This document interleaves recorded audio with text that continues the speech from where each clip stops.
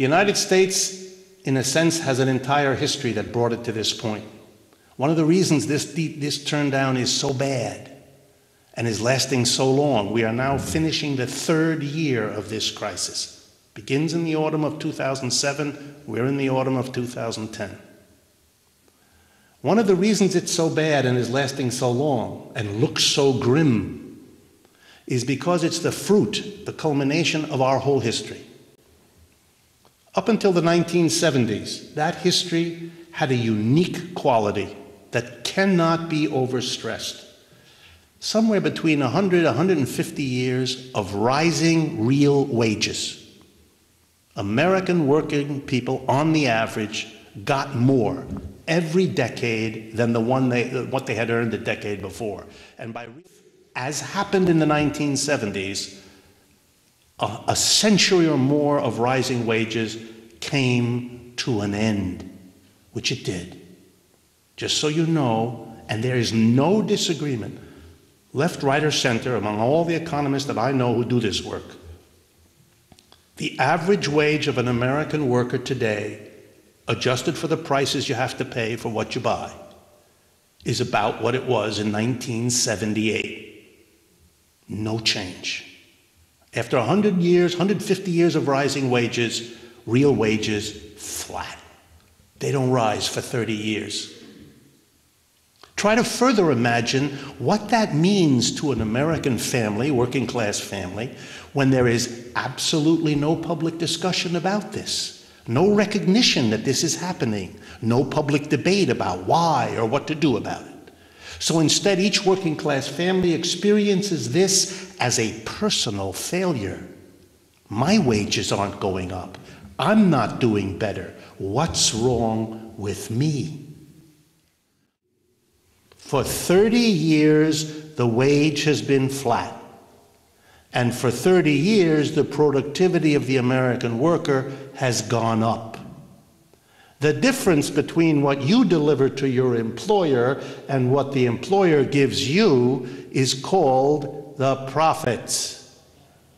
For 30 years, as Americans worked more hours, stressed their families, and took on unsustainable debt, they were delivering a flow of profits to the employers that was more than any fantasy of an employer beforehand could have imagined. Now let me remind you what our employers did. First, they looked at the pot of money rolling in and they came up with a different explanation from the one I just gave you. This wasn't about flat wages. This wasn't about employers no longer having to raise their workers' wages. No, no, no. This was about managerial genius. We developed a new set of cultural heroes. Jack Welch at GE, Lee Iacocca, remember Chrysler? These were fantastic gentlemen who somehow had discovered the way to I won't bore you with how many television programs they were on, what bestsellers their books were.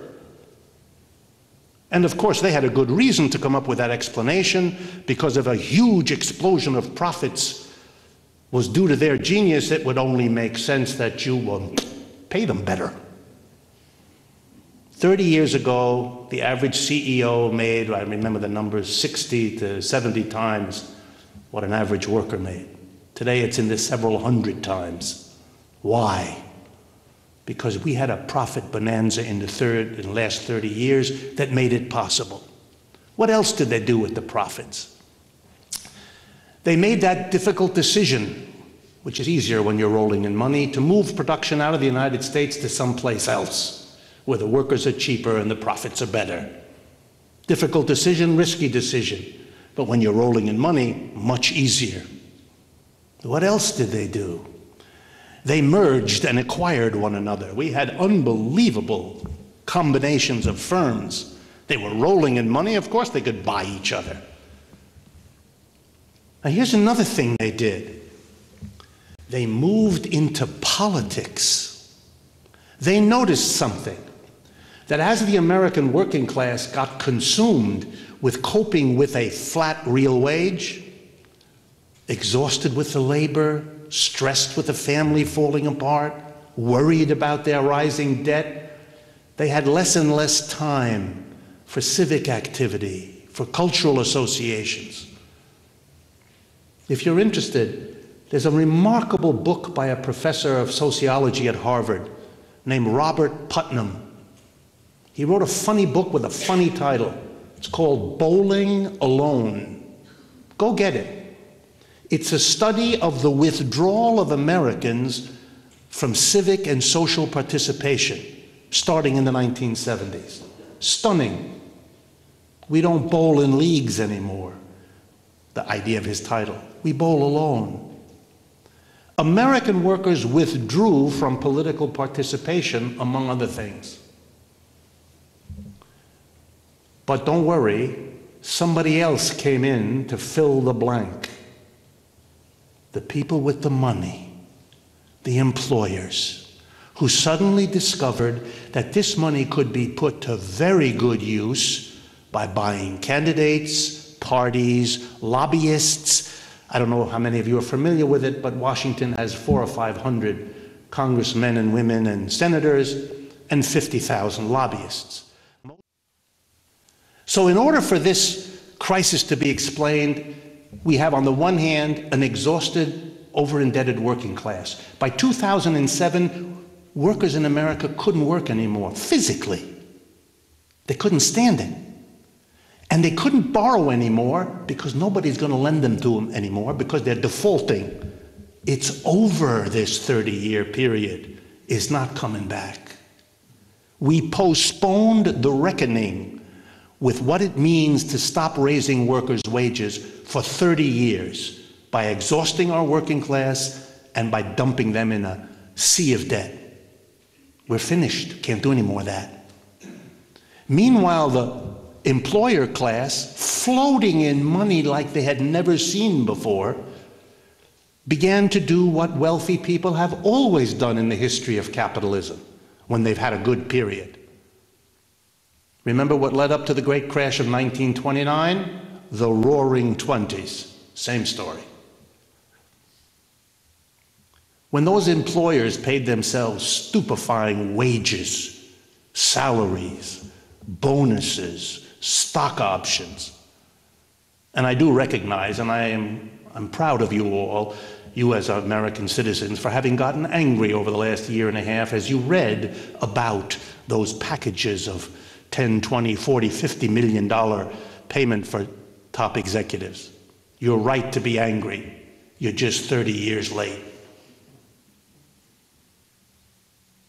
What did these people do with their money? They were the new rich, the new spectacular rich. And they really got into it. And they wanted to become rich not only by what they had been doing, getting a rising productivity from workers without paying them rising wages, but they now wanted to make money with their money. A whole new industry developed. People who put together an enterprise whose whole function is to take rich people's money and invest it in an effective way. These things are called hedge funds. That's what they do. Investment banks and hedge funds, what they do. And they began to compete with one another for the money of the new super rich. And to win their competition, they had to show better and better returns. And to show better and better returns, they had to take bigger and bigger risks, which they did. And as has happened every time in the history of capitalism, they began to take risks that didn't pay off. They began to behave in all the ways that very rich people do when it kind of goes to their heads. And when particularly what goes to their heads is a flow of money that they had nothing at all to do with. They gave their money to the Mr. Madoffs of the world, gleefully hoping for wonderful returns, which he promised, and which in his classic Ponzi scheme he delivered. So by 2007, not only was our working class exhausted, but our employer class had speculated itself into a chaotic universe of financial instruments that no one knew exactly how they worked, or where they were, or who owned them, or what you could do if they started to lose value. And the entire house of cards collapsed. The reaction in Europe is profound.